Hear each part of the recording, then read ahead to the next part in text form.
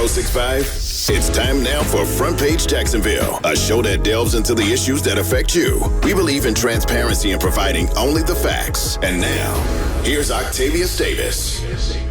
The weather has been spectacular. This is my time of year right here.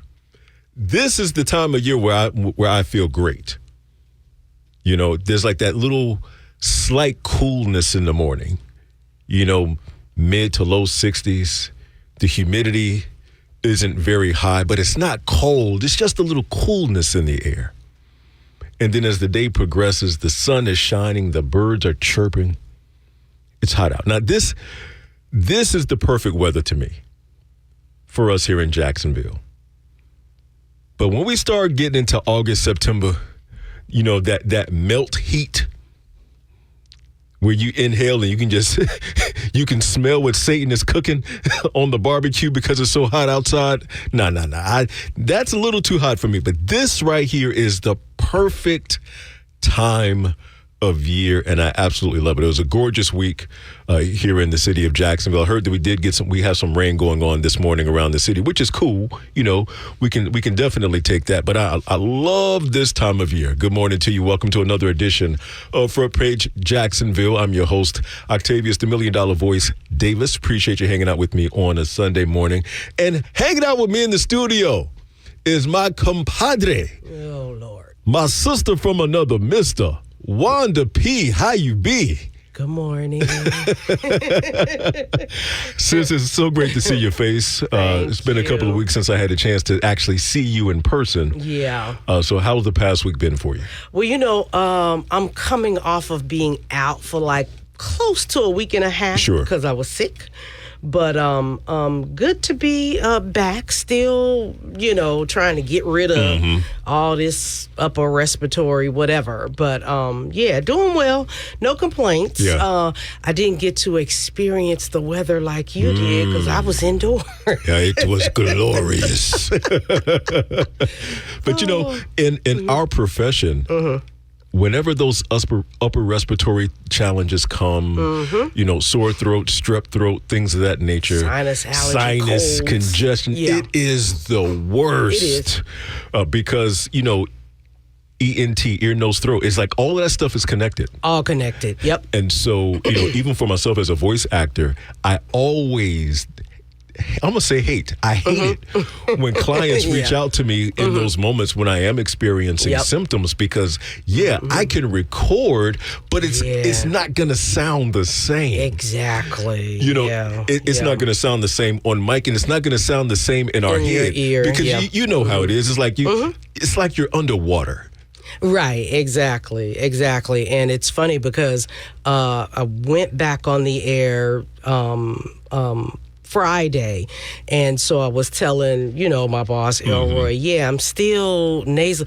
Oh, I don't hear it, you know, I don't hear it on the air. Sure. I said, oh, I do. Yeah. I mean, I hear it now. I'm still not, you're still I'm definitely 100%. not 100%, but no, I know exactly what you mean. Oh, yeah. The worst part of it for me is I hate when my teeth starts hurting because, you know, your sinuses, that can make that sinus pressure can make your teeth hurt. Sure. And it's like, do I have a cavity? No, it's just sinuses. No, just sinuses. Right. All of that stuff up in the head. Yep. Well, I'm glad you're on the mends. Thank you. And on the road to recovery and back, and, you know, back in the studio. Doing what you do. Good to be here. Yep. I'm still sleepy. It's all right. Hey, it's an early morning. I get it. It is an early morning. You know, already know. I think I've joked with you. I know I've joked with different people off air. Yeah. Just with regards to this show and just, you know, what's interesting to me, and if you're listening right now, I'm talking to every one of you that's listening right now, okay, who I speak with in the community. And always say, oh, I listen to this show every Sunday, but they never call in. Right. So I'm speaking to each and every one of you right now, okay? 833-758-1065 is the number to call to be a part of Front Page Jacksonville. Don't listen on the sideline. Get in the game. Participate. This is a talk show where your thoughts, comments, and opinions are definitely welcomed, and they do matter. Yeah. Wanda, I had a conversation just this past week. I was leaving out of a meeting with a city organization and had a chance to talk with a brother in the parking lot. He said, "Oh, yeah, man, my wife and I listening to the show." And he brought up the particular show and everything. And the whole time I'm listening to him, I'm like, "And Joker, you didn't call in? You didn't call in and speak your piece?" You know? And I get it. You know, for some people, they just enjoy listening to the thoughts and comments of others. Right. You know, for myself. And I'll say this for those of you who are listening, and I know it's a lot of you who are listening because we see the numbers. We know people are listening. Right. As much as you enjoy listening to this show, I don't enjoy listening to the sound of my own voice as much. I enjoy having dialogue and conversation with folk. Which is why you love it when I'm here. That's why I love when my sister's in the building with me, because we can banter back and forth. Fight. Yeah, fight. You know, disagree. All that great stuff that siblings do. So I'm going to give the number once again in case I said it too quickly. 833-758-1065 is the number to call on Front Page Jacksonville. Now, joking aside, what I enjoy when I do have an opportunity to speak with people in the community who listens to this show, for me, it is a huge source of encouragement with continuing with the show. I think I may have said publicly that when you first called me last year about hosting this show, I'm like, you tripping. No. Right. No, a talk show, Wanda? Yeah. Nah, you got the wrong guy. Yeah. Oh, community stuff. Yeah, community stuff? That's boring. That's your, right. That's stuff you do. I don't want to do that. That's dumb. He didn't really think that, young. I didn't say it was dumb, but I did think it was boring. I will say that. I will admit that much. Just because, you know, for my personality has always been one that's very, you know, high energy and witty. Right. And you're having formerly hosted Putting on the Ritz Amateur Night. Yes. You were the host, you know, so no, I get it. But again, for me, and I've said this to you as well, the reason why and it was just like dropped in my spirit, in my shanana, that this would be great for you because you know, we go through ages and stages. Very true. And very because true. you've gone through a stage. Granted, I'm the older sister, indeed. But because you've gone through stages and all of that, and I've seen the growth and all of that, I knew that you could do this. Yeah. So, and I knew this would suit you. So, and you were spot on. Yes, I know. You know your little brother well. Yes, I know. You know your little brother well, and you know, and that's one of the beautiful things just about having people close in your circle, because oftentimes we're too close to the mirror. There was a gospel song a couple of years ago. I don't recall who sung it. Too close to the mirror to see what you see. Why you shower down your blessings on me? Oh, gosh, I remember. Isn't that a woman that did the song? It's a man? It's a man. Too close. Unless it is a woman and she just has a deep voice. I don't know. But I say that to say this. Many times people in our close circle, you can see things about those individuals who you're close to that they may not necessarily be able to see within themselves because they're too close to the mirror. Right. Yep. And I was definitely standing too close to the mirror a year ago when you first brought it to me. But I think by show 3, I was like, oh, no, I like this. I like it a lot.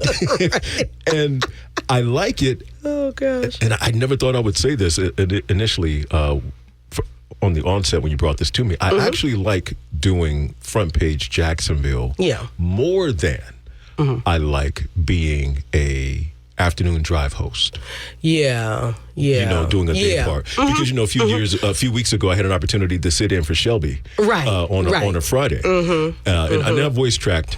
And I remember being in the studio, I was like, nah, I don't like this anymore. I don't like this aspect of announcing. Right. But it's a very different feel to it is. Have an opportunity to like just talk about things that are happening throughout the community. And I think one of the things that I enjoyed too with the show is having an opportunity to display a different aspect of my personality, but also my intelligence. Yeah, right. You referenced about me formerly being the host of Putting on the Ritz. And one of the reasons I stepped away from the show is because the powers that be wanted to keep me in that box. Yep. Of being a host. And my bold of contention back then was, hey, I'm more than a host. I have the ability to do so many different things. Exactly. And look at you now. Yes. Another prime example, Rockman Johnson. Oh, look absolutely. At him. Look at our brother Rockman. Right. Absolutely. So, absolutely. Yeah. And for me, now that you mention that, when I started radio, of course, folks that do know that I started at WCGL. Hey, Miss Maiden. Hey, Mama Maiden. Started at WCGL, the Victory Station Gospel. I did not want to be put in a box. I didn't want to stay in a box. Yeah, okay, I'm here. I'm the gospel girl here. If you want to label it, that's fine. However, I've been able to do so many things, and I definitely wanted to do more and to stretch out and all of that. And so I'm just grateful that I've been able to do that. So to the point where sometimes I fill in for JoJo occasionally, you know. So not wanting to be in that box, and a lot of times we can put people in a box, especially those of us at the church. So, you know, I was like, Lord, geez, they probably gonna start throwing stones at me. I'm working at the people's R&B station. Right. Well, this R&B station plays gospel music 6 days a week. What R&B station that you know does that? We don't. But this one does, you know. So just grateful to be able to do many things, and then to be the music director. So everything that you hear on the air every day. Come on.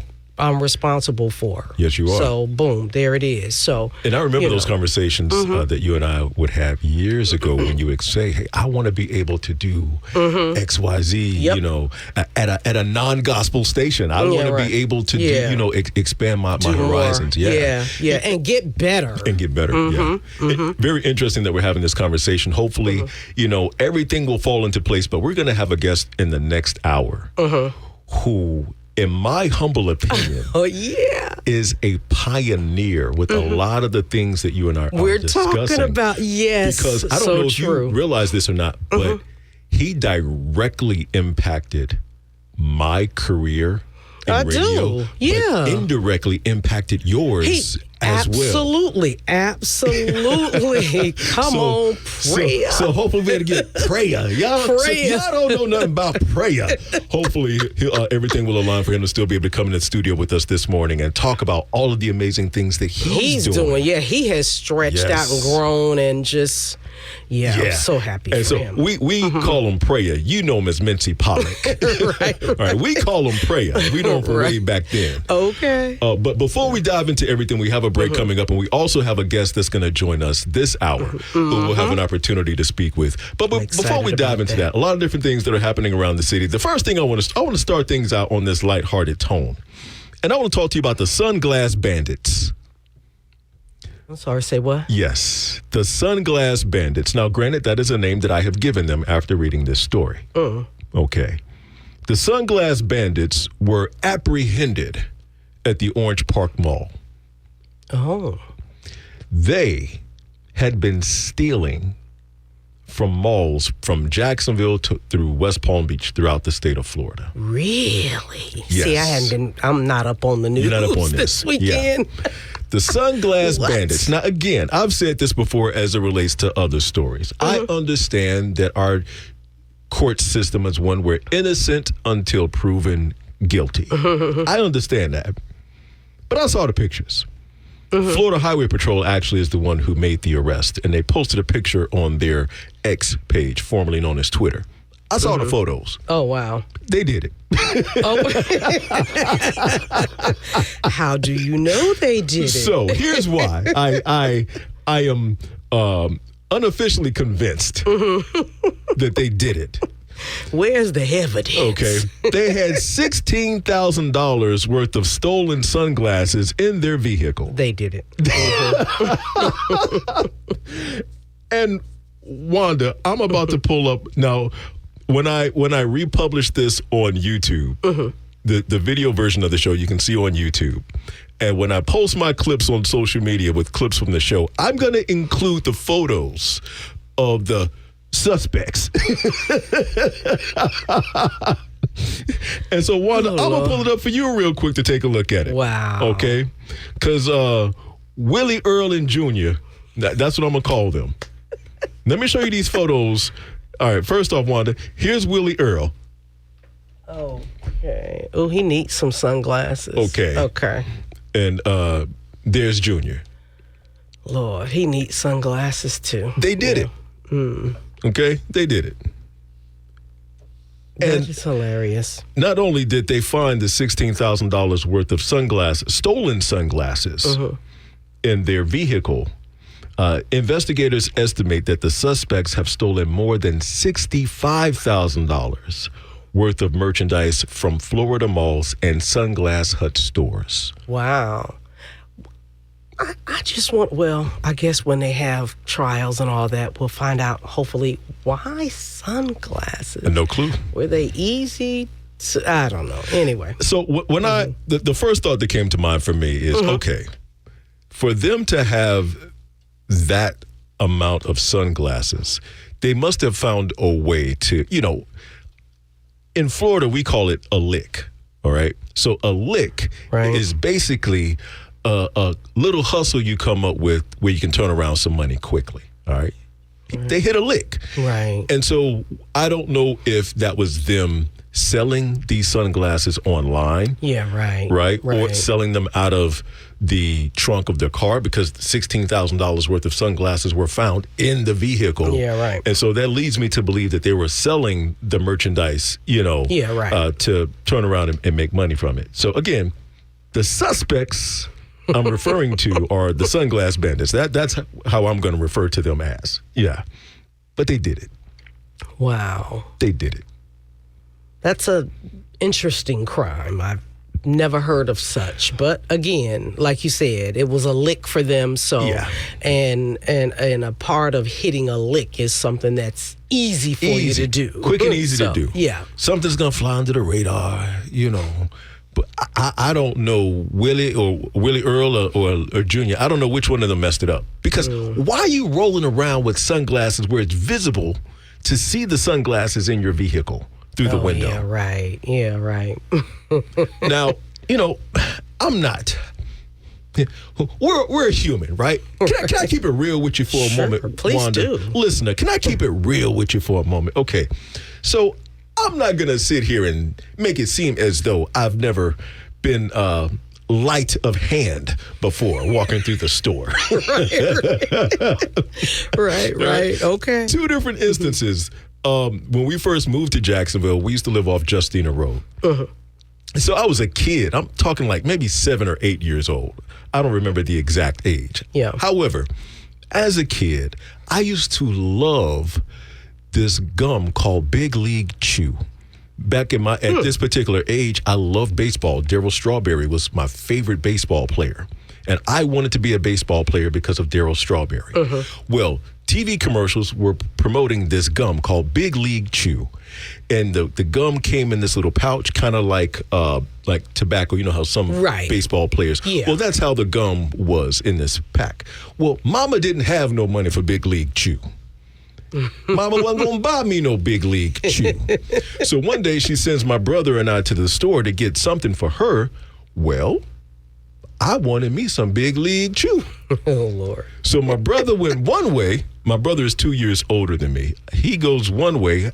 I go the other. All of a sudden, a pack of Big League Chew found its way in my pocket.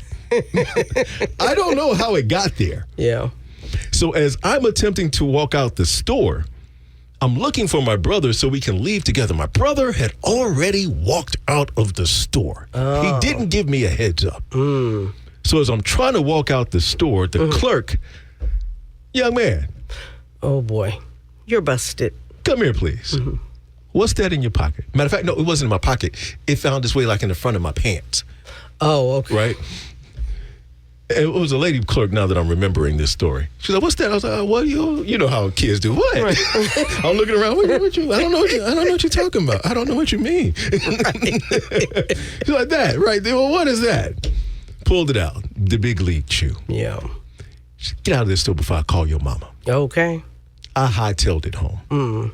My brother knew that. I don't know. Maybe my brother put the big league chew in my pants. I don't know, because I'm not saying I did it. What I am saying is he knew when I walked out the store that the big league chew was in my pants.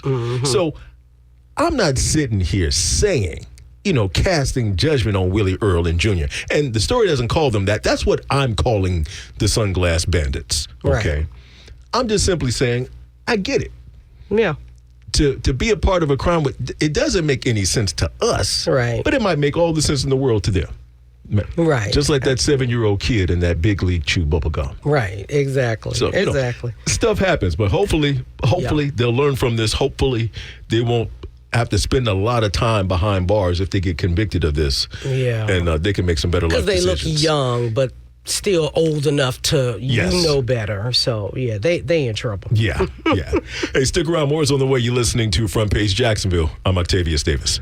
Now back to the show that informs you and discusses the issues. Front Page Jacksonville on Hot 106.5. 1997 was a great year, and I'm going to tell you why. Before the break, Wanda and I were both speaking about the genesis of our radio careers. Right. But I got started in radio in 1997, February of 1997 to be exact. Right. But also in 1997. Oh, and I was exactly 2 years later. Yeah. Oh, get out of here. I didn't know it was February when you saw. Anyway, February. That's right. February. Oh, no, we're going to have to explain that later. We've explained it before, but I think that's one of those things that's going to need a constant explanation. February. February. Shout out to the late, great pastor R.J. Washington. Yes. And Titus Harvest Dome Spectrum family. Yeah. But also during that year, a publication was launched to empower its readers by offering educational, inspirational, and entertaining stories and editorials that focus primarily on the interest and enrichment of African Americans and those of the African diaspora. Yes. I'm speaking about the ONYX Magazine. Yeah. This morning, we have the CEO and publisher of that publication on Front Page Jacksonville with us this morning. Now, I'm going to let you know before I say his name. Let me say this. Oh, Lord. What you about to say? You know I'm about to say something, Wanda. No. I am all about manifestation. Name it and claim it. Right. Say it and believe it. Yeah. Because also around 1997 was my first time hearing the name of a pastor by the name of Creflo Dollar. And for myself, right, my social media handle, my entire brand, I'm known as the $1 Million Voice. Yeah. But ladies and gentlemen, we have a gentleman on the show this morning whose name is Rich Black. You cannot get more specific than that. Mr. Rich Black, welcome to Front Page Jacksonville this morning. Good morning, my brothers and sisters, man. You guys are on it. You're making me feel like I'm a brother to be proud of being black. Hey, I mean, because look, if you reverse the name, it's Black Rich. All we got to do is put and Rich and Black, Black and Rich, brother. Yes, all of that. Yes. Let's start right there. Let's start with the name. Is that your government name? Is that what Mama and them called you? Well, I tell you what, my name at home by my mother and father was Richie. My parents are Bahamian. Okay. And my mother would call me Richie or Rich. But I worked with a gentleman by the name of Harris Rosen. He was my mentor and friend. He just passed last year. But he would always call me Rich, because he had a friend in New York that was named Richard, and he called him Rich. He says, Rich, your name from now on would be Rich Black. That's your brand. Wow. He goes, he says Rich Black, and my name has become Rich Black. Yes, I love it. I absolutely love it.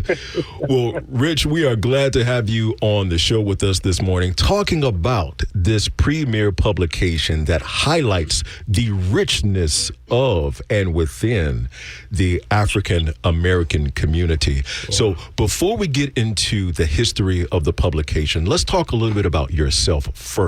How did you get connected with ONYX Magazine? Well, in middle school, the director of the library, her name was Lillian Sears. I worked with the library. She was one of the instructors. And it was not until, I guess, in the 80s that we decided that, well, actually in the 90s, that we decided we would build a statue. Upon my leaving Bethune-Cookman, graduating from Bethune-Cookman, I had a trip to Atlanta, and I saw the statue of Dr. Martin Luther King in front of Morehouse. And I said, well, you know, you're born, Dr. Mary McLeod Bethune has done some outstanding things. Why isn't there a statue in Florida for Dr. Mary McLeod Bethune? So got crazy and got these people together, Lucille O'Neill, Shaquille O'Neal, Harris Rosen, all of the Pan-Atlantic Council. And we decided we would build a statue of Mary McLeod Bethune, which was built in 2004. Yeah. I saw a publication on the campus of Bethune-Cookman, and it was called ONYX Magazine, and we were trying to find a way to get the story out. So when I called that number, the person I ran into was my middle school teacher. and you had no clue at this time that it would be her that you'd be calling. And that was her, and it was 360 turn, and she said to me, Rich, we will carry the story and push the story of the statue project. And we unveiled the statue project in 2004 during the centennial of Bethune-Cookman with Dr. Dorothy Height, Harris Rosen, many others from the state of Florida and beyond. And that is how I got involved with ONYX Magazine.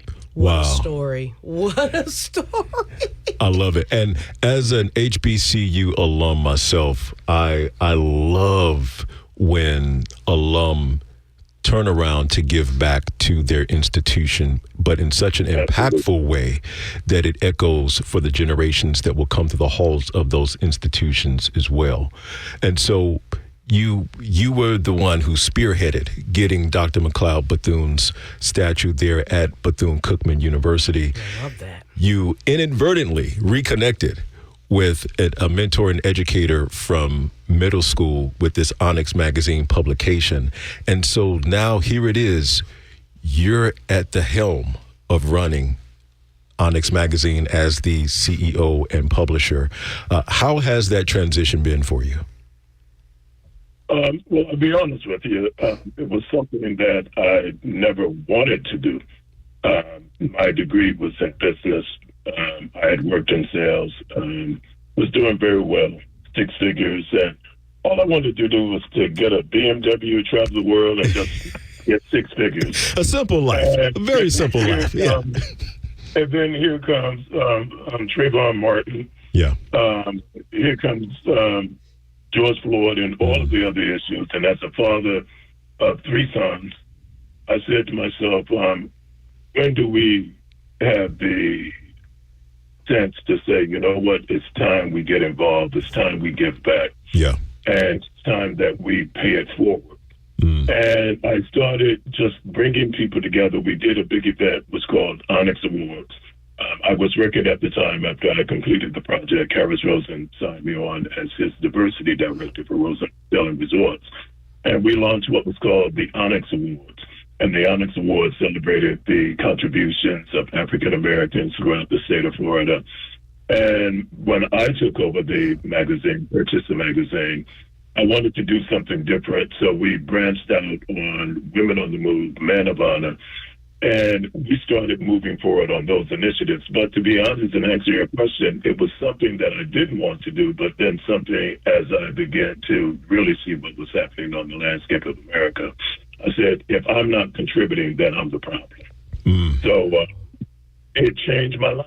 And as a result of that, we now have the #1 African-American publication in the state of Florida. We have probably some of the most prestigious events that celebrate men and women and those of the African diaspora here in Florida, beyond in London and the Bahamas. And I just came back from Canada last week, and they won ONYX Magazine and Women on the Move now in Canada. Nice. So there's a movement where people of color are now beginning to say, we want to come together. So ONYX Magazine is providing that safe space for us together. So, Rich, you just gave me chills with that, because to me, what that's speaking to at a higher level from a vibrational standpoint is the importance of us as African Americans harnessing the power of our voice, whether it's auditory or through writing. And similarly, like yourself, for years, I really wouldn't speak publicly about many of the social injustices that were going on until maybe 2020, when COVID hit. And I began seeing a lot of the things that were going on. And that kind of opened up for me to start saying some things on social media, which paved the way to me now being the host of this show. And so we have to be willing to tell our stories. We have to be willing to be the narrator and the architect of what's going on in our communities, because if we don't, who will? That's right. So That's I right. definitely applaud you and the ONYX Magazine family for having an opportunity to use that platform to tell these stories abroad. So you mentioned that you were in Canada, and they're now also interested in ONYX Magazine impacting their country with their stories. What's the African American populace like there in Canada to be able to begin sharing those stories? You know, I would say to you, Brother Davis, I was shocked. We had a woman by the name of Claudette McGowan. She has become like the Oprah Winfrey of cybersecurity STEM program. And so she invited us. And there was another woman by the name of Juliet Daniels, who discovered the gene that sort of kind of causes cancer, breast cancer, in people of color, and more specifically women, breast cancer. And they invited us up after attending the event here in Orlando. And when I went there, it was the University of the West Indies gala, but they wanted us to meet these individuals and begin the conversation. I was so shocked. A room of 500 to 600 elites, millionaires, billionaires, West Indians, from Bahamas, from London, all over the world, and they were in this room. And I said, I never realized that there were so many blacks. Yeah. It's until Canada. And it says, well, Rich, you need to understand that when slaves escaped, many of them did not just stop in New York or in the North. They came to Canada. So there is a thriving population. There was a publication there, and the publisher of that publication died, so there was a void. So when these individuals came to be recognized during the Women on the Move in March of this year, they said, this would fill a void, and we will work with you to make it happen. So they have the sponsors and all of this already in place. They just want us to come and ONYX Magazine to be there. So wow. And imagine, had you said no to taking over ONYX Magazine, if you didn't step into this opportunity, a buddy of mine and I were talking. I said, man, one of the things that people don't understand about purpose is purpose comes with a burden. There is a burden associated with purpose. It's true. We may not always want to carry the weight of that burden, but it is attached to the purpose. Right. And so, Rich, when you think about the responsibility of having a platform that allows Black voices to tell our story from a Black narrative, talk to us about the burden that comes along with that responsibility. I would share with you that I find myself speaking up when others would conveniently sit on the sidelines. And you say to yourself sometime, why am I doing this? Yeah. And it comes at a price and a cost, because you would receive telephone calls and threats and some words that we won't talk about right now. Sure. The air. there are people out there, when you think of good and evil, there's still those individuals who believe that we need to go back to the days when we were the masters and they were the masters, sure, and we were slaves. And you find now that although it was those folks, all skin folks ain't kin folks. Come on. Wow. That our people are somewhat confused, but I had the opportunity to work with Dr. Dorothy Height and Dr. Amelia Boynton, the matriarch of the Voting Rights Act.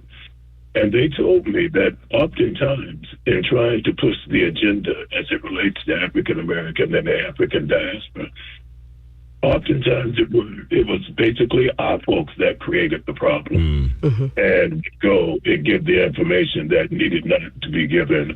They would do things to sort of circumvent anything that they were trying to build. So you are always sort of kind of in somewhat of a wall that you have to keep your guards up and just ask that God protects you and that he gives you the mind, the wisdom, and the knowledge to make the decisions that you make. So each day I walk out my door, I sometimes say, is this going to be my day? But when I see the young people that we've impacted, and they say, Mr. Black, I made an A.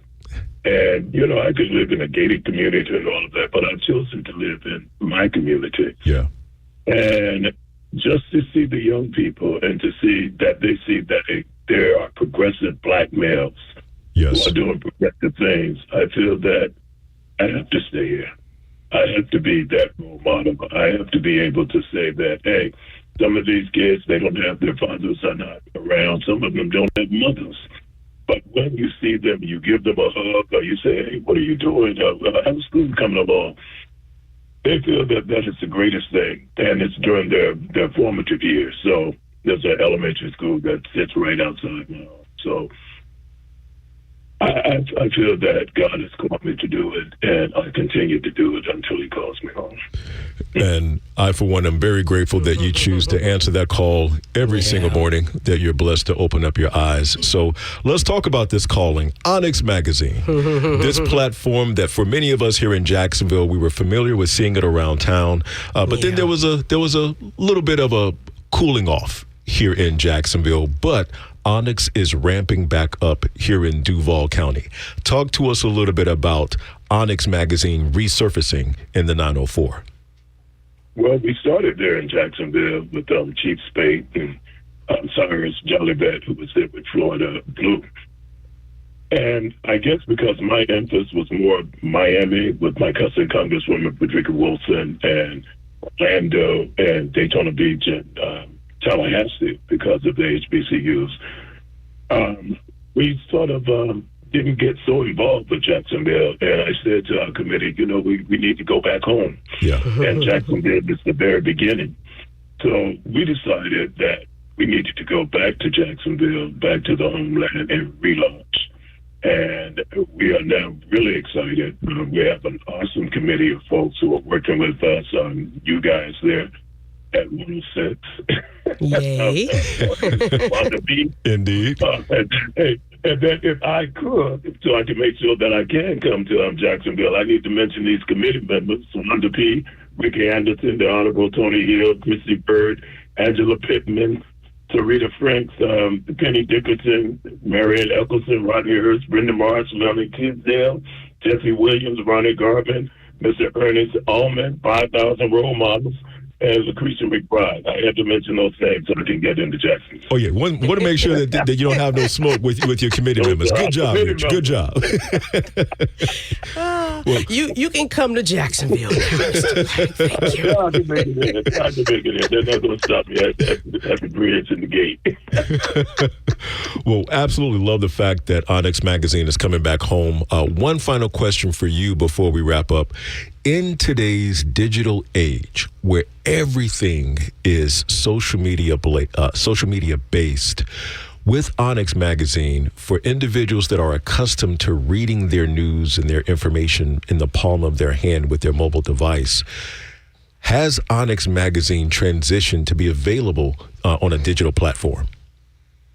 We have, and what we have found, many of our baby boomers, those who are HBCU driven and seniors, they still like the publication, like our Ebony and Jet magazine on their coffee tables or in their offices. But we have the digital platform, which is at ONYXMagazine.com. And we have the magazine that it is a digital magazine. So that is where our baby boomers, I mean, not our baby boomers, but our Zs and our millennials. Mm-hmm. And we now find that there is a hub of older and younger that have found ONYX Magazine to be Florida's, Florida's BET. And it is a space that the young people are finding that they can do podcasts or they can talk about these different things they want to do in entertainment. And for our seniors and older generations, they still want to sit at the barbershop, at the beauty salon, or when they go to their churches, they still pick up the publication. And they want that in their hands. So we are feeding both of those generations. And it has turned out to be a success and a win-win for ONYX. Well, I love it. Awesome. Welcome home, ONYX Magazine. Welcome back to Jacksonville. Thank you. Rich Black, glad to have you. And thank you as well for hanging out with us here on Front Page Jacksonville. Yeah, but before we let Rich get out of here, we got to mention some plans that Rich and the magazine has for Jacksonville. So, Mr. Black, talk about that what's on the horizon? We will be coming to your fair city May 14th to relaunch and also to celebrate, which is our Black Music Month edition, and to recognize some of the luminaries that you guys have there in Jacksonville. There is such a rich history of African Americans and the accomplishments and things that you guys are doing there. We have honorees that we will honor that day: Glenn Jones, Debbie McDuffie, Javon Hill, he's the producer, just won a Grammy. Oh, yeah. And 95 South, Mike, Daddy Black. We will recognize them at the Ritz Museum on May 14th, 5:30. Let me give a shout out to my HBCUs, Edward Waters, FAMU, Bethune-Cookman. They will be in the house. And we will celebrate these individuals with the uncovering, unveiling of our Black Music Month edition there on May 14th at the Ritz. Oh, well, I'm about to check my schedule. I would love to be there in support of that event. It's historic. It is. It is. And you gave my HBCU a shout out. Yeah, all of the Black leaders and leaders of the Jacksonville community have signed on. Many of them will be there. We're really excited about it. And then to honor some of these trailblazers who are doing great things that some people in other parts of the state wouldn't realize. So we look forward to it. Yeah, I love it. May 14th, go ahead and mark your calendars at the Ritz Theater and Museum. ONYX Magazine relaunching right here in Duval County. Rich, thanks so much for hanging out with us on Front Page Jacksonville this morning. Yeah, we appreciate what you guys are doing, man. Keep up. Absolutely, and you do the same, and we'll chat with you soon. Stick around, more is on the way. This is Front Page Jacksonville. The heartbeat of the community. Front Page Jacksonville returns on Hot 106.5. Thanks once again to Rich Black. I mean, come on. the name can't name no better than that. Yeah, I got nervous for a minute because I wasn't sure where you were going to go. And I was like, oh, Lord.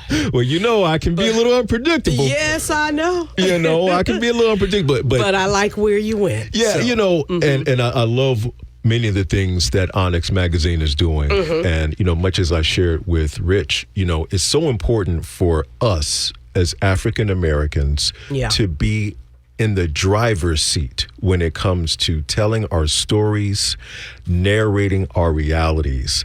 It is essential because if we don't, who will? Right. A. But then B, those who will, the story is more than likely going to be misconstrued. Absolutely. That's why we have to tell our own stories. Absolutely. Point blank and period. And so on this, I'm going to call this Empowering Man's Sunday. That's what I'm going to call today, okay? Yeah. We have Women Empowerment Months, and Kudos. Yes, we need that. Okay. We have women empowerment brunches. Yes, kudos. We need that. But hear me when I say this. Oh, Lord. We need men's empowerment days too. Huh? We like to eat. We want a man's empowerment brunch or two. Huh? We like a little bit of eggs, a little bacon, pancakes. All that. All that. Well, joining us in the studio this morning on Front Page Jacksonville.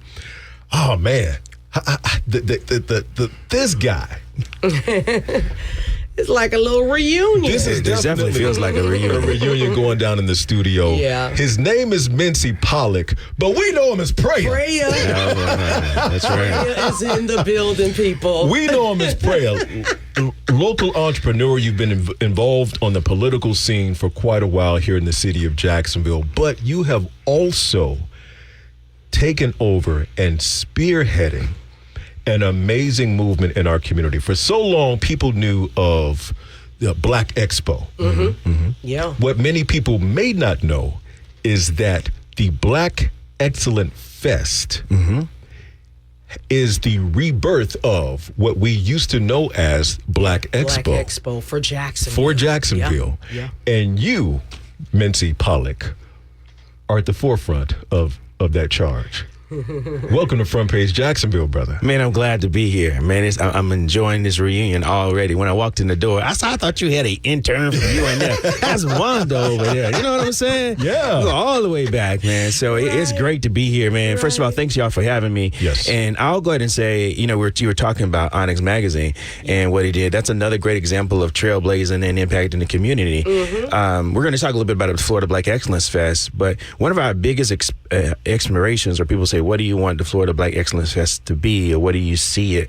For me, since our company took over and since we were going, our dream was for it to become a destination event. And we model it out of Black Expo South, but also Essence Festival. Right. And so you think about the 30 years that the Essence Festival has been doing, it's good. It's a great job, over $1 billion in economic impact out of New Orleans and what that meant. Well, it also was inspired by the story of Essence Magazine. And, I need to talk to a brother over there at ONYX. Maybe, Yeah. Rich, Rich, you know what I'm saying? ONYX, you know what I mean? It was funny. It was just funny. We were just talking to one of our project managers, and he says, you look like you're having one of them vision moments. I was like, you got the Essence Festival. I mean, I'm waiting on Ebony Magazine, like with the Ebony Excellence Fest, that's got a ring to it. But you know what? Sitting ONYX Magazine. So we might need to have that conversation. Especially because ONYX Magazine was birthed out of Jacksonville. Yeah, that's right. You remember the magazine? Yes, I got featured in there one or two times. Yeah, I think it's great to see it still going. So much of our print media has disappeared. So Absolutely. Yeah, definitely, man. So let's rewind the clock very quickly because I'll share with the listeners during the 6 o'clock hour that you are directly responsible, in my humble opinion, directly responsible for my radio career being where it is today, and indirectly responsible for Wanda's. Oh, y'all so y'all so nice. So, now, I'm gonna tell you the story real quick. Before I do, I got to do this. You know how it is. It's top of the hour, so I got to do this right here. Listen to WHGX Ponte Vedra Beach, Hot 106.5 FM. We are the soul of Duval, that is Hot 106.5, and you're listening to Front Page Jacksonville. I'm your host, Octavius, the $1 Million Voice Davis. If you'd like to follow me on social, just simply go to themilliondollarvoice.com. You can get access to all of my socials. You can even shop. I got the $1 Million Voice merch. Okay. Say what now? Huh? I didn't know. Honey, kid got some t-shirts. Okay. Huh? TheMilliondollarVoice.com is where you can go to learn more about me, but also get involved with my social media and other opportunities. And you can learn how to talk just like him if you go to the $1 Million Voice Academy. Coming up, make sure you sign up. Tickets will be going fast. You can find out right here from Octavius, WHJX, Ponte Vedra Beach, 106.5. That's right. Cox Radio doing their thing live in the studio. So you can sound like that if you go to the $1 Million Voice Academy.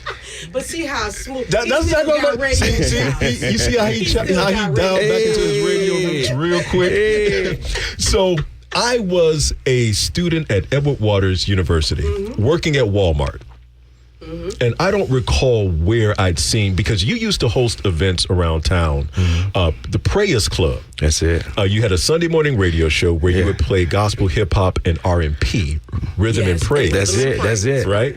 And as a younger man, especially at that time in my life, because I was living a committed life, deeply involved in church, and you saw an opportunity to allow young people to see God, see Christ in a way that I don't think anyone had really done before out of Jacksonville. But I saw you in Walmart, and I chased this brother down because I knew he was at WZAZ. And I was like, man, I need to get connected with him. Yeah. And I was looking for internship opportunities. And, you know, from the internship opportunity, you knew that I danced and things of that nature. I came when I was doing some choreography with Prayers Club, et cetera. And you allowed me an opportunity to come and intern, be your intern at WZAZ. Yeah. And some time passed, you stepped away and you said, hey, look, I want to recommend you to take over as the program director. I was like, you want to do what? That's right. Man, you know, all my life, you know, my mission is to farm prosperity and nurture a healthier, safer quality of life for all those that I'm directly or indirectly, divinely connected to. I like to say that I cultivate growth, abundance, and peace of mind. And so I don't take anybody that I meet kind of for granted. I think if we meet, it's for a particular purpose. And I try to let that be my needle to sort of guide. And you as a young person, you had that light right then.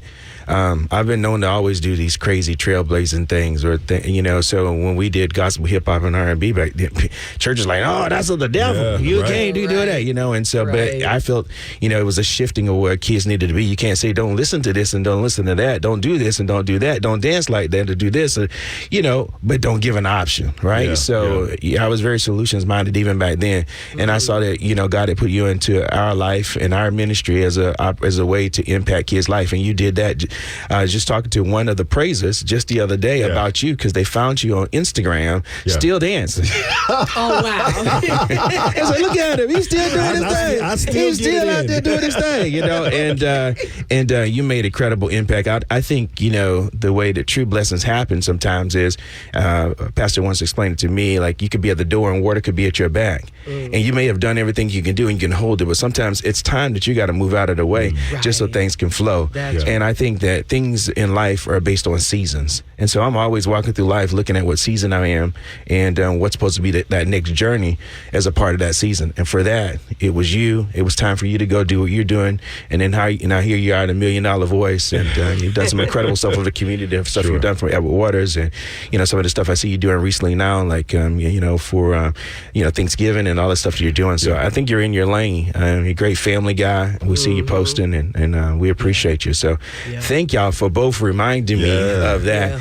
And that's sort of, you know, actually a lot of the things that I've done was because it was just kind of weird faith moves. When I ran for office, I got involved in politics. It was sort of faith. It was like, you can't keep complaining about the problem, be a part of the solution. And then that journey led to me being involved into politics, but then getting a chance to serve with some of the great political figures of our city and being impacted and learn, and then kind of shifting me to be able to do, you know, policy making stuff and enjoying that and making a difference in the community.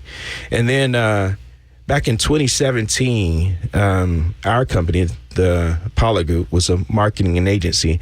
And at the time, we were responsible for the activations for both Florida Blue and the Florida Black Expo. And it was a great journey those years since 15, kind of doing that part. And then all of a sudden, the Florida Black Expo stopped because we had 2 back-to-back hurricanes in 17. We had Michael and Irma back-to-back. And then the trailblazer then, my mentor, my frat brother, Darren Thomas, he started the Black Expo, inspired by the original Black Expo out of Indianapolis. He had a publication called the Black Pages. You know, for those who are listening, y'all don't remember any. Black Pages, We used to have yellow pages, white pages, and the Black Pages. And he wanted to try to figure out how to take the businesses in paper and to bring it into in person. And so that was birth. And it was nothing like that in Jacksonville, but then it stopped. And after 18 and it wasn't around, and I was like, man, I'm sort of missing this. There's nothing like this in the corridor. I reached out to my friend, how you doing, man? When you coming back? I said, man, I ain't coming back to Jacksonville. I'm doing the shows in Carolina. And I said, well, why don't you let us help bring it back? At the time, my friend was doing shows and and activations for folks that weren't here, like the Timberland Man World Tour, and we did the Universal Circus. It was like, we can bring the Florida Black Expo back. And he says, man, a lot of people had asked me about it, but I said, no, but let's talk. And so that's how the idea was born. We went up to South Carolina, our team, we sat and we talked and we inked a deal and says, if you stay involved as we launch it, then we'll definitely take it over. And so we did. It was an acquisition for us. And I came back and told my wife, I said, honey, we about to be rich. This gonna work. We're gonna get different. That was words of a dreamer. Yeah. That was 2019, and then we had no idea that COVID would be here in 2020. Right. Yeah. So the last 3 years, 4 years or so have been a labor of love. It has been something that we believe in for our city, that we wanted to see here and happen, and we have been consistent, and we've show resiliency, and each year have worked to get it back. When you are handed the baton from some great people like that, you know you got to get it to a level of excellence. And as we started the rebrand, that's how that was born out. So when we transitioned from Florida Black Expo to Florida Black Excellence. And I was about to ask why Florida Black Excellence. You just did a really good job with explaining that. So let's dive into something for a moment, because one of the things that many people have heard here in the city of Jacksonville, especially if you put on events, right? Man, people in Jacksonville don't support. It's a last minute market. They walk up, et cetera, et cetera. So anybody, in my humble opinion, I don't care what market you go in, you're going to have a challenging time when you're trying to launch an event. But when you're rebranding an event, people are used to hearing Florida Black Expo. They're learning to become familiar with Florida Black Excellence Fest. What are some of the challenges that you're currently experiencing just with getting the city to recognize, hey, look, it's of the same DNA, but we're expanding on the opportunity for Black businesses in our community? Well, you're 100% right.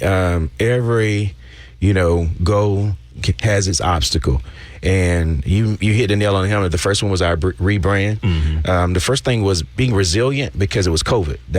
And we still see some of the effects of that trickle down. We've had quadruple growth from the time that we started it. However, it was just a year or so that people were ready to start coming back outside. And so now you're experiencing under the new administration, from tariffs to economic situations that you find. And then, of course, DEI. A lot of people would support us in years past because as the Florida Black Excellence Fest, we were that, sort of safe checkoff box. Sure. And I don't mean that in its negative way, but we put together a good product that impacted everybody, families and all, and we created an audience that was ready turnkey, so that if you had a product or a brand that you wanted to reach our community and you valued our community, it made more sense for you to be here. We've had some great sponsors that have been a part. This year, we've made some phone calls, which we thought would be a guaranteed check off, that they'd be back as a sponsor. And, how you call this call may be recorded for quality assurance. So they can't necessarily say why, but you can read between the lines on some of them that, we just can't do it this year. Now, God has been good. We faced some situations where this particular sponsor said they couldn't do it this year, and then we get a phone call and we're contacted by folks that says, hey, we do want to embrace it. So I would say that so that's been maybe some of the obstacles as it relates for getting the city to embrace us. I think that's twofold. There's our community, and then there's the actual city. Correct. So let's start with our community.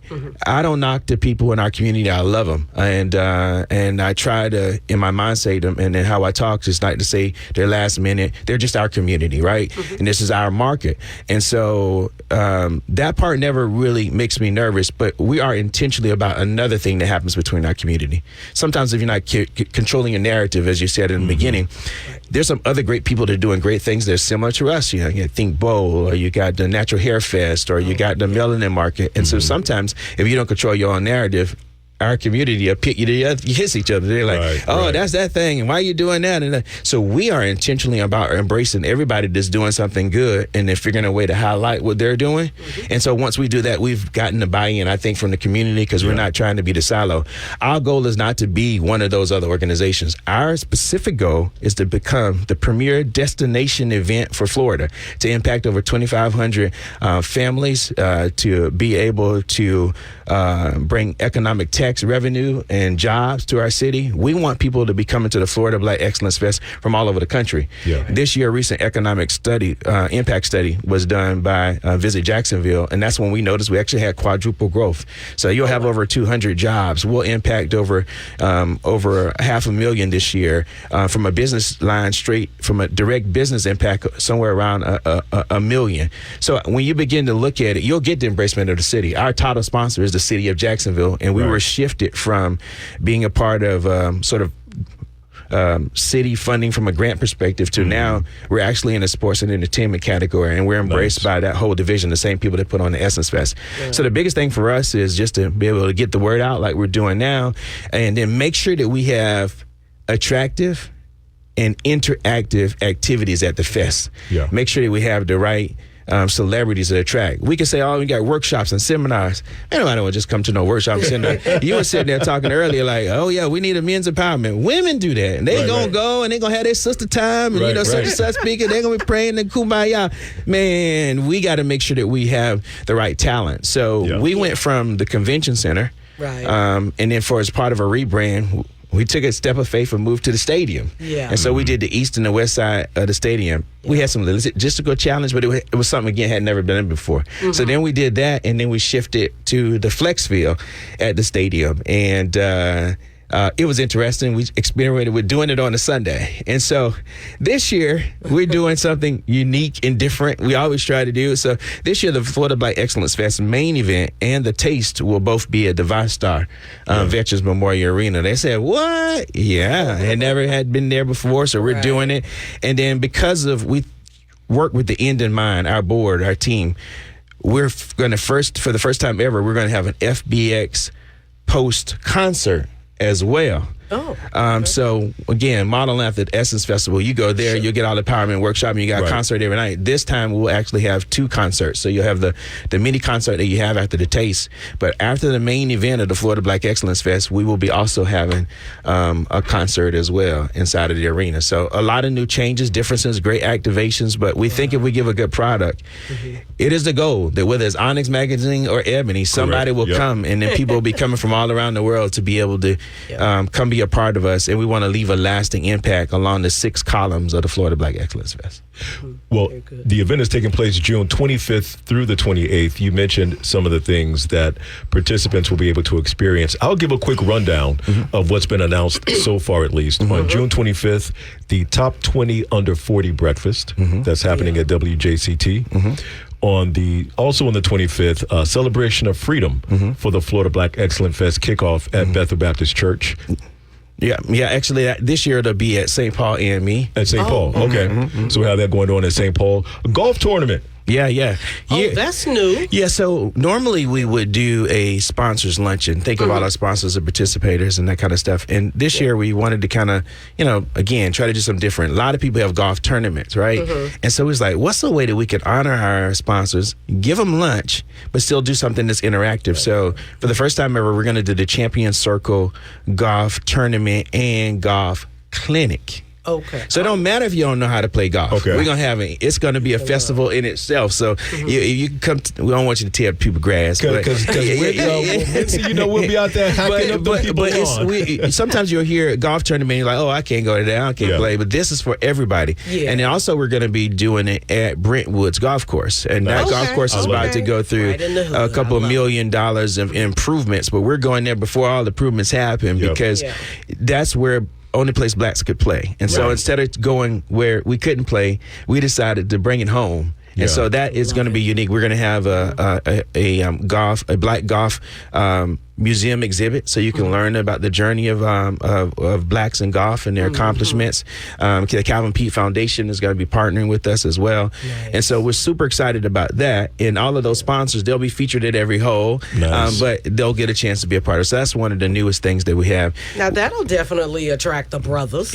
Well, we hope brothers and hope the sisters too, because after our tournament, we're going to have a day party. Yeah. So you get to play, okay. and then you can, have to stick around and, Yeah. Turn up a little bit. Yeah, turn up a little bit, have a good All time. right. So, yeah. What I love about that too is I've always heard that the golf course is a great place for networking. Yeah, excellent. Yeah. Yep. You know, and so I love the fact that you all are implementing this in the Florida Black Excellence Fest. That's happening on June 26th. Then on the 27th is the Taste of Excellence. Now, talk to us. Now, see, now you're talking about the food. Let's talk slow. Well, talk slow. Our Talk to us about the food. goal is to be able to get 20 chefs in one, and we're on that pace. And so you'll come and be able to go between 20 different cuisines, and they'll be competing in the area of presentation, savor, and sweet.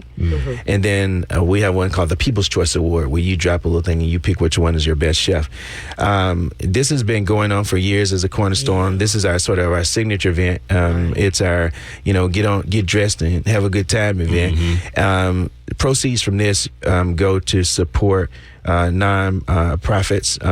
We give money in scholarships for years. We've given over $35,000 in scholarships, Nice. and so a portion of proceeds go toward our community partners. And so that is one of the things that makes it super unique. And then we always have some great entertainment. This year we're going to have Tony Braxton there with us. We'll have Tony or no, Tamar. Tamar. Did I say Tamar? Oh, No, we ain't quite got that. That's okay. That's okay. Tamar Braxton and Miss E. They just launched a brand new cooking show. They so sure so they're going to be doing their did. cooking thing, but she's also going to be our main performer. So you get the chance to come down and she's Nice. going to do her thing. Yeah. So we're super yay. excited about that. And that's it. Well, I'm speaking things in existence, Why not? So super excited about that. So the love taste that. is really great. Yeah.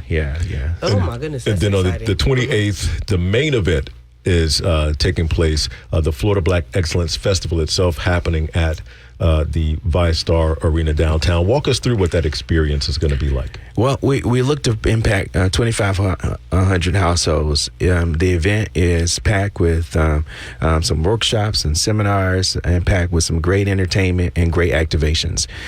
This is an event that starts at 10, ends at about 4, and we'll have some pre-workshops as well that start around 9 o'clock. So be on the lookout and following us on social media, because you'll win tickets to come to pre-workshops, and then that gets you free into the actual event. So we're super excited about that. So over 200 exhibitors, local and businesses from afar. We have some, again, trying to become a destination event. We've got vendors coming in from out of town, out of state as well. So, for y'all to like to shop till you drop, we got that for you. And then, so the way it's broken down is we've got our main level, floor level. Then we've got the main concourse area where all the vendors are all the way around, and activations. And then we have an upper level that we're calling for our activations. So some of the activations we have outlined, there are 6 columns. So we've got a section for jobs and careers. We're going to do a men's cave. It's funny you were saying that. Nice. So a place for men to be able to go. So you get your massage and your manicure and your beard done up, and we'll have a cigar maybe. we have a cigar spot. We have a beauty zone, a kids activation section as well. We're going to do. We're going to bring back the sneaker con. So all you people that like to trade sneakers and that kind of stuff, we linked up with 3 of the best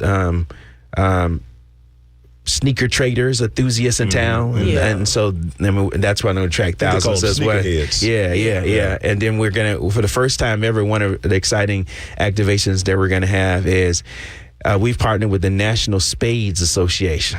Hold on. You talking about cards? Minute. So if you want to get your black card back, don't tell me you don't know how to play spades. No, okay? but here's my question. Y'all going to have to ramp up JSO, man, because, folk is serious about them spade games, Mincy. But that's why we partner. We believe in touching base with people that are experts in the field. So the National Spades Association, they're coming here to feature this tournament for us. We're going to also do like the golf tournament. So if you don't know how to play spades and you've been quietly telling people, you get your black card back, because we're going to actually have have a section. Know how to play Oh spades. no!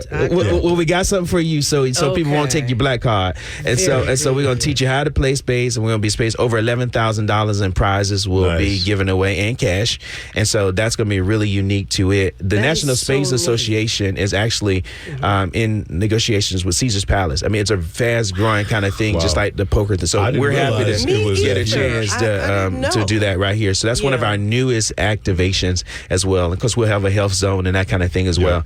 Our performers, our entertainment, we've got Tyler Leppy from Harlem.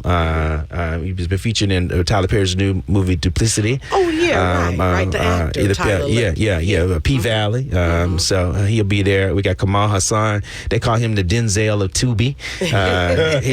He's written a lot of films there, and some have been picked up on Peacock and some other networks. And he'll be doing a special workshop or casting call. And reading. So if you want to be a star, he's looking for some folks. So he's going to be doing that. We'll be featuring him, and then we always have we've always tried to have something for the whole family, so we're gonna have the kid star. They call her the real Van. Is her name? McConaughey. Yeah. She's been featured in Abbott Elementary, so she's gonna be here doing her song, doing her thing as well, and hanging out in the kids zone as well.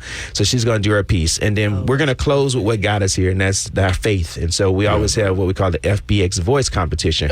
We end with gospel, and so Willie Moore will be here live, kind of helping us co-host. He'll be also doing his live podcast broadcast that same day. But he's going the finals. So at the Celebration of Freedom, you have the semi-finals of the FBX Voice, and then we narrow it down. I think they do to 3 or 4 for the finalists, and they perform live, and then he'll help pick the winner.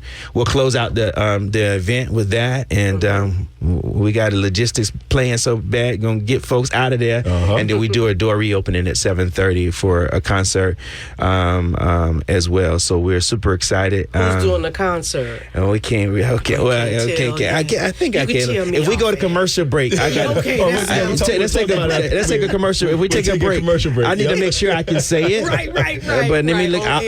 If not, you can. If you make sure you continue to listen. When we come back, we're gonna make sure that we're gonna let you know. So don't go anywhere. Don't touch that dial. Make sure you're right back here. All right. And as a matter of fact, we do need to take a break. Okay. So we'll go to break. We're gonna keep Mincy here in the studio, and hopefully we'll be able to find out who's gonna be performing at the closeout concert at the Florida Black Excellence Fest, taking place June 25th through 28th, right here in downtown Jacksonville. You're listening to Front Page. More is on the way. Front Page Jacksonville resumes on Hot 106.5. 833-758-1065 is the number to call if you'd like to join in on the conversation here on Front Page Jacksonville. Joining us in the studio is Mincy Pollock. He is the founder of the Pollock Group, but he is also the founder of the Florida Black Excellence Fest, which is taking place here in Jacksonville, June 25th through 28th at the VyStar Veterans Memorial Arena in downtown Jacksonville. Now, to give a quick recap, we used to know about the Florida Black Expo. Right. You used to go to the Florida Black Expo. But a couple of years ago, what had happened was a few hurricanes came through, messed stuff all up. Florida Black Expo was not going to return to Jacksonville. And then Mincy Pollock said, well, I ain't going to talk about it. I'm going to be about it. I'm going to see what we can do to bring the Florida Black Expo back. Well, throughout those conversations with Darren, who's the founder of the Florida Black Expo, they made an agreement that the name would change to the Florida Black Excellence Fest and be able to return to Jacksonville, but this time being spearheaded by Mincy Pollock. And so, Mincy, before the break, you were talking with us a little bit about the closeout concert. Yeah, for the first time ever, we're going to be having a FBX post-concert. Again, our motto is the Essence Festival. If you've ever been there, of course, they've got concerts all day and empowerment workshop and a place for you to shop. So we're at the VyStar Arena, so we said, let's do a concert. So tickets should be going on sale soon at Ticketmaster. They're not on sale yet. That's why I had to make sure that I can actually announce it. So the tickets are not on sale yet, but be on the lookout for Robin Thicke, H-Town, Rocking the boots. Yeah. Thin line between love and hate. Y'all know about H-Town. Life Jennings. Must be nice. Must be. That's it. And Huggy Lowdown. Huggy Lowdown. Love me some Huggy Lowdown. Yeah. So you got you some love, got you some comedy, got you some get down the whole time. So, and then somebody said, "Now wait a minute, how you got Robin Thicke at the Black Excellence Fest?" Because it's white chocolate. Yeah, I know y'all used to like that, right? Robin is white chocolate. Y'all know that. Come on now. Yeah. So we're super excited about that. That's what another first time feature. Also, I didn't mention it earlier, but Sisters Inc. And it's I had to it's not. It's Sisters spelled Sistuhs Inc. So Sisters Inc. and Sisters Incorporated is a service organization. They're similar to a sorority, but not that. So they've been around over 30 years. They're on college campuses, but they also have an alumni chapter. So they're our official nonprofit partner. So their volunteerism, their teams will be helping us at the Taste event, and proceeds will go toward their scholarship. But in addition, in addition to that, they chose to have their conference, their convention here in Jacksonville during our time. Nice. So they got over 2,500 people that'll be in town too as well. So we're super excited about them. We're going to do everything we can do to embrace them and help with their workshops over at their hotel. Also, something else that's a little known fact and something we're really proud over the last year is the Pollock Group was the managing and marketing arm for the Florida Black Excellence Fest. But as our partnership, as the baton was passed, we felt and heard from our sponsors and stakeholders that it was important for us to have that non-for-profit also that kind of goes with us. So now we're super excited to announce the Six Columns Foundation is actually, the Florida Black Excellence Fest is actually a program of the Six Columns Foundation. Nice. And so the Pollock Group is still a managing and marketing arm. But one of the things that we want to do, if we're really going to have that long-term economic impact and not just be known for a once-a-year event, is to be able to have the platform to be able to do things year-round. Yeah. Right. And so the Six Columns Foundation it's kind of got its name speared from the six columns of the Florida Black Excellence Fest. So jobs, education, wealth creation, health, arts and culture, and I always feel like I forget one, but it's six of them. Again, FBXFest.com. You can learn a lot more about it. And so if I had one huge ask, all your listeners, if you would, please go to Florida Black Excellence Fest on IG and follow us. Make sure that you go to FloridaBlackExcellenceFest.com or FBXFest.com to make sure that you can learn about all the different upcoming events and to get plugged in. So as we make announcements, you're going to need to be on both of those platforms as well as Facebook. We're going to be doing all kinds of giveaways as we head into it. We got a real neat one coming up called my biggest fan. That's all I'm gonna say. That's all I'm gonna say. You know what I'm talking about? The dance. Okay. So you'll get a chance to get your own Florida Black Excellence Fest fan. Yeah. So you can do the boots on the ground, all that kind of stuff. So that's a pretty neat promotion that we got running out. We're looking to do a big health event activation before the actual fest starts at 7 a.m. at the Lift Every Voice Park.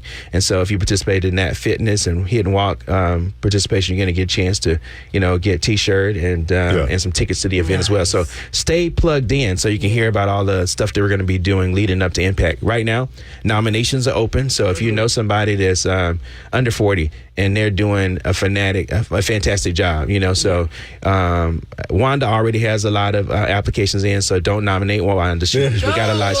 She's under 40, but we definitely got a bunch of her. So, but if you know someone seriously, that's a great this year, be a great cohort, and then we're starting to work on an alumni so we can bring all the cohorts back together. That's wide open. If you think you could cook, all right, you don't have to be an official chef to participate in the taste. You'll have to carry a license that will walk you through. I was about to ask about that because there are a lot of food truck owners, African American food truck owners, and a lot of kitchen chefs who sell meals out of their home. One of our guys is on our board. There's now I guess you could say he's an international chef now.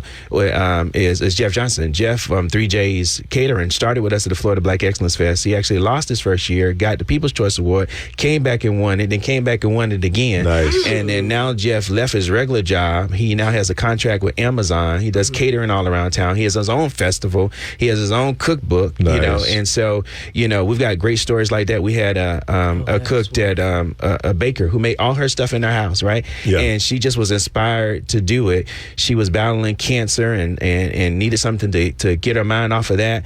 She kicked cancer's butt, came into the fest and won the sweets competition. Yeah. And just it gave her inspiration for living. Yeah. Right. So that's wide open. So if you want to be a chef, you can register for a chef and find out all of that kind of good stuff there. So that's wide open. If you think you can sing, right? All right, and not sing. If you think you can sing, S-A-N-G, that's wide open as well. Yeah. You have to submit an audition tape. So you go online and you submit that, and then from there they'll pick you for the pre-audition. And then on June 7th at Lift Every Voice Park, we'll have the first round of audition cuts, and then you'll graduate from there, and then you'll move on to the Celebration of Freedom, and then to the main event. And so those are all wide open. If you are a business owner and or looking to launch, and you want this to be it, vendor booths are open right now. So if you want to register as an exhibitor, as a vendor, now is the time. Space is limited because of how we're set up in ViStar. We thought we would have close to 400, but as we cut out space and looked at that innovation, we were limited. So all of that is open. You can find all the information at fbxfest.com. And I have to say, I could not do this at all if it wasn't for my team. Yeah. People say, Mincy, you do a whole bunch of stuff. I want to give them a shout out. From my wife to Carol to Hyunda to Brandon, if they're listening, to our wonderful board. We've got some great folks who are doing the Lakita Span and Christy Bird and Brianna, Ephraim. We've got some folks that just have been pouring in for years, and they're giving of their time and their energy, and they're doing the thing. And so, I think my wife lets me just, stay up and work as hard as I do. So big shout out. So people say, how do you do it, Mincy? It's because we got great people that are around us. So big shout outs and kudos to all those. And thank y'all for having me here on your show. Absolutely. This has been fun being back on radio. And I guess I'm on the internet too. I see. YouTube. YouTube.com/at the $1 Million Voice is where you'll be able to see the video version of our interview with Mincy Pollock.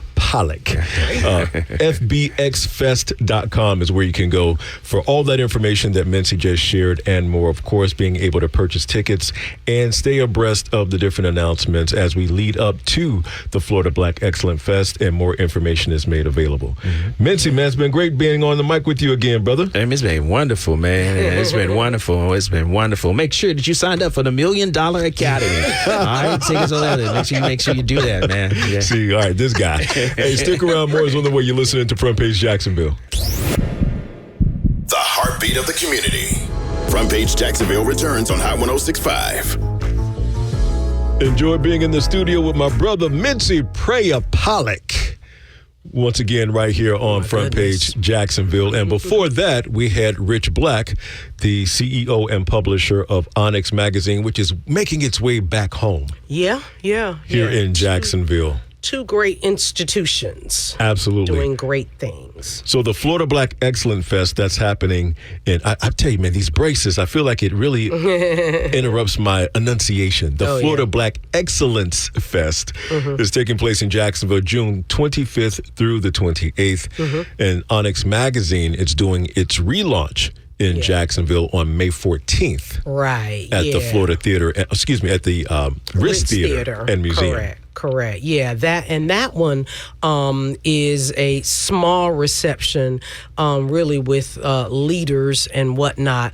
But we might have an opportunity. Well, we will have an opportunity to have some listeners get in on that. We're gonna do a ticket giveaway or something. Yeah, so we'll do that in this week. We'll do that this week. Yep, and maybe next Sunday on the show as well. Yeah, definitely next Sunday on the show. I think that'll be a great opportunity for listeners to have an opportunity to get involved. Right, right. And FYI, the at that launch, the Black Music Month issue of ONYX Magazine will be revealed. And it will feature, as Rich mentioned, some of Jacksonville's greats when it comes to music who are making impact even today in music. So we're talking. Well, and I heard him mention the name of Javon Hill. Yes, Javon is one of the honorees. Javon Hill. Now, my relationship was more with his dad, Jimmy. Same. But I've had an opportunity to see Javon throughout the years from afar with how his career has really taken off. And I just, every time I see him, he looks just like Jimmy Hill. Right.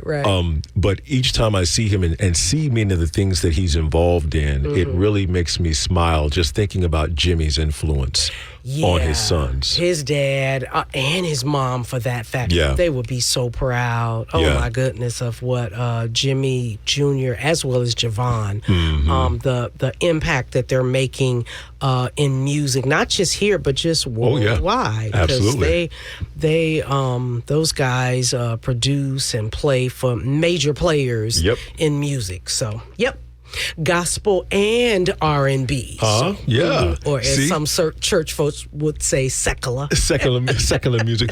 So much has changed in the past 25 years as it relates to the gospel world and the secular world when it comes to music and just interactions and involvement. Now, granted, as you know, I'm not as involved with church as I was at one time. However, I will say this, because you alluded to this during the first hour, just as it relates to wanting to expand your radio career, considering you started in gospel, but always wanted to be able to branch beyond the borders of gospel.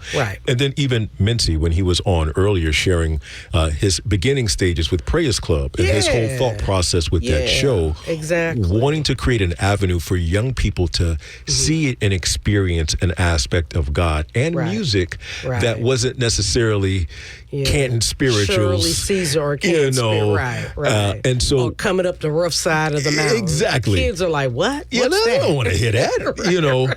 But the reality of the matter is this. And I've always have believed this way: if you want to impact the world, if you want to go out and show a different side of the gospel or whatever the case may be, then you have to be open to the many different sides of God himself and everything that he can bring into a person's life. So shout out to the both of you for not being afraid to do something different. So it's definitely a God move for me too. So hey. No doubt. No doubt. So there's a lot of stuff that I thought I was going to get into today. Not going to have enough time to do it, considering we are coming up on 7 minutes remaining here on Front Page Jacksonville. So the first thing that I want to put out there, in case you don't remember or you don't know, tomorrow is Monday, May 5th. Cinco de Mayo. Okay? But if you are not ready, the federal government is going to try to Cinco de Paso from you. All right? Because tomorrow officially kicks off the student loan default repayment program. Wow. Yeah. That officially starts tomorrow. The offset program, where all borrowers who are in default will receive an email communicating the fact that FSA, that's the not Florida. I had the name right here. Where did it go? The Federal Student Loan Administration. On Monday, all borrowers who are in default will receive an email that over the next 2 weeks, you'll be made aware that developments are being made and for you to contact the default resolution group to set up monthly payments. You can enroll in income-driven repayment plans. You can sign up for loan rehabilitation. But if you ignore the emails, if you don't sign up for the monthly repayment plans, income-driven repayment, whatever the case may be, later this summer, the Florida Student Aid, the FSA, will send required notices beginning administrative wage garnishments. It's a hot mess. Well, I don't know about you, but I have deferred my student loans more than I can recall. I graduated college 21 years ago, and I have deferred my loans. Now, deferring your loan and defaulting are two different things. Right. All right?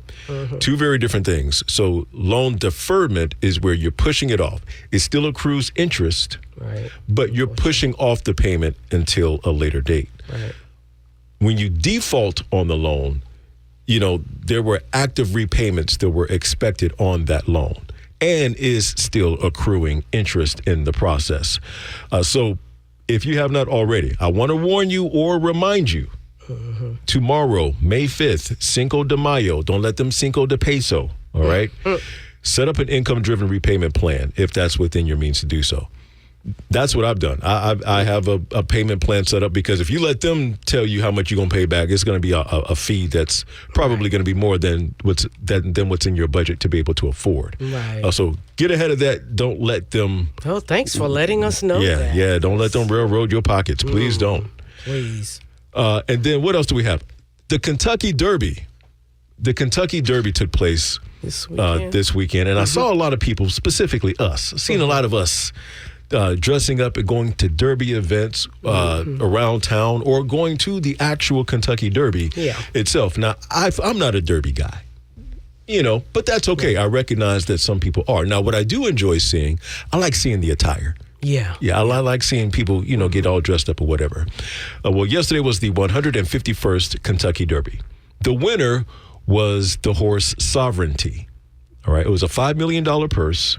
Oh, wow. Sovereignty secured $3.1 million of that winnings. Now, the remaining $2 million is split up between the second and third place winner. Now, here's the thing. You and I both know Sovereignty, the horse, ain't going to see a lick of that $3.1 million. Well, who? The jockey doesn't get?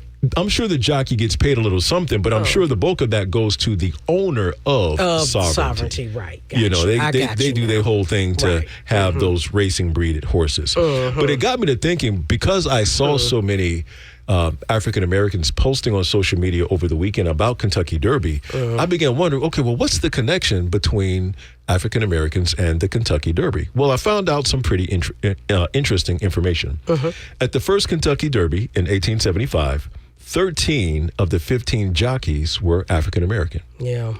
Between 1890 and 1899, black jockeys won 6 derbies, 1 Preakness stake, which is one of the races, and 3 Belmont stakes. But in the early 1900s, black jockeys disappeared. Right. Jimmy Winkfield was the last African American to win a Triple Crown race in 1902. So there's some involvement there with African Americans as it relates to the Kentucky Derby. But something, and I need to do more research on this myself, because something that I have seen at times, and I believe it's intended to be a slight against African Americans when it's used, but there's like a little figurine of a black jockey and a noose. Are you familiar with what I'm referring to? I have not seen that, no. I saw it recently on a show, but I've seen it before, where there's a black jockey, but then there's a noose around the jockey's neck. So I want to research to understand the significance, because initially I thought that was going to be the tie with the Kentucky Derby, but it isn't. So I need to research that a little bit more. It could have something to do with why there aren't a lot of black jockeys, in the 1900s and continuing. Right. Very, very well possible, because for there to be 13 at one time to now the last Triple Crown winner being Jimmy Winkfield back in 1902. Right. It's going to be interesting to see what I find, but I'll keep everybody posted. And we got 60 seconds left. Here's what I'll leave you out on. Charles Faggart was laid to rest recently. James Faggart is the gentleman who unfortunately died in JSO custody last month.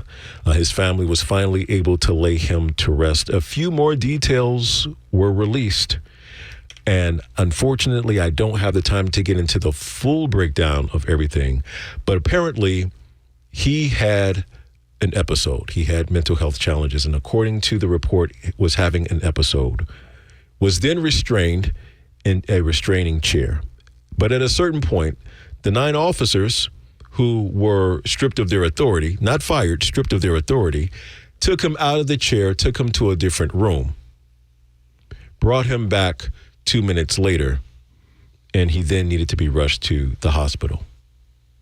What happened in that 2-minute, 3-minute window of time? Good question. Very good question.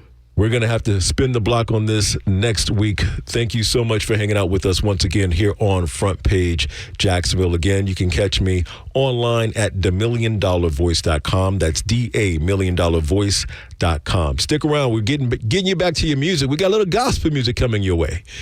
I'm Octavius Davis. I'll catch you next time. Peace. Front Page Jacksonville, Sundays from 6 a.m. to 8 a.m. For show episodes, go to hot1065fm.com. We are Hot 1065.